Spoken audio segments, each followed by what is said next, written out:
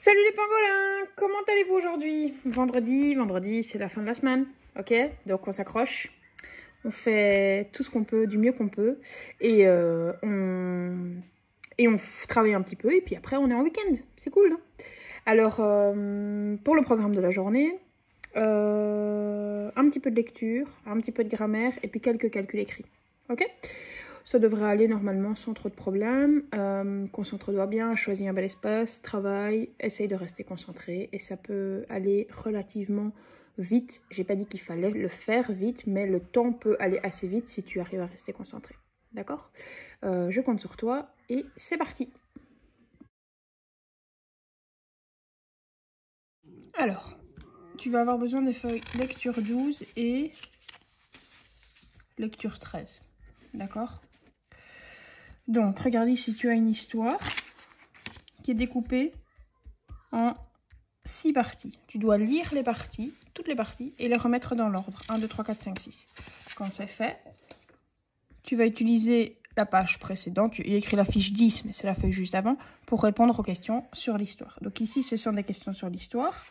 Et ici, tu dois compléter le tableau et tu dois essayer de répondre à toutes les questions. C'est pas très difficile. Peut-être que ici, tu vas galérer un petit peu, mais franchement, si tu t'accroches, ça va aller. Chaque fois dans le texte, on a souligné les pronoms. Tu dois me dire de qui on parle. On a déjà fait ça en classe. D'accord? Essaye de rester concentré. C'est parti, je suis sûre que tu en es capable. Alors, je te fais une petite explication pour le féminin des noms, bien que, en général, on trouve rapidement la réponse parce qu'on connaît déjà le mot à l'oral. Après, il suffit de l'écrire.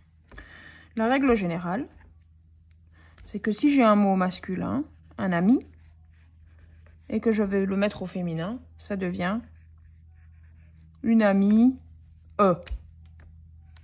Ça, c'est la règle générale. Ça veut dire que c'est la règle qu'on utilise le plus souvent. On rajoute un E. D'accord? Ça, c'est la règle de base. Après, il existe d'autres règles. En français, malheureusement, on a bien souvent des exceptions.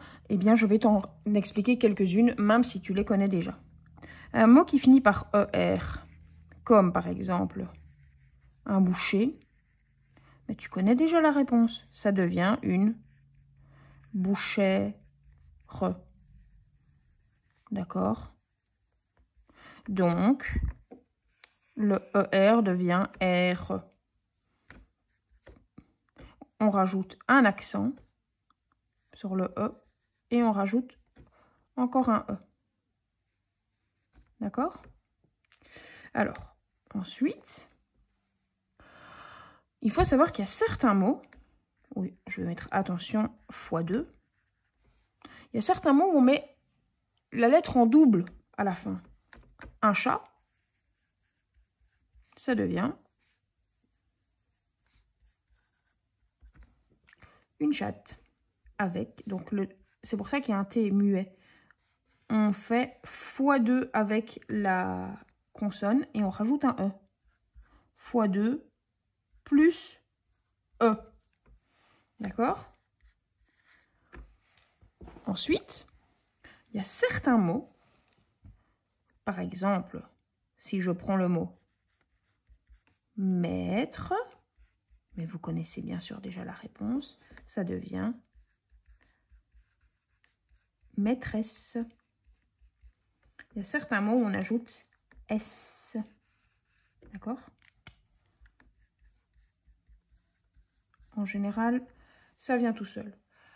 Alors, il m'en reste encore un que je voudrais faire avec vous. On est au 4. 5. Pour le 5, ce sont les mots en heure. Alors là, il y a 3 possibilités. Un vendeur, ça devient une vendeuse. Un directeur, ça devient une directrice. Et un docteur, ça devient une on dit doctoresse, mais on écrit doctoresse. Donc, le heure peut devenir un euse, le heure peut devenir un is, le heure peut devenir un s. Mais en général, de nouveau, on le connaît. Et la dernière règle que je fais avec toi, c'est que les mots qui terminent par I, F deviennent des mots qui terminent par I, V, E. C'est assez simple. Un sportif, ça devient une sportive.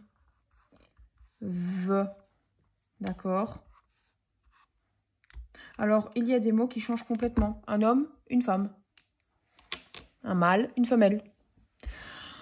Je n'insiste pas plus longtemps sur les règles parce que, en général, à l'oral, on les connaît déjà. Maintenant, on va essayer de faire les exercices ensemble. On prend la feuille grammaire 22 et on essaye de faire les exercices. Les mots de gauche sont au masculin, les mots de droite, tu dois les mettre au féminin.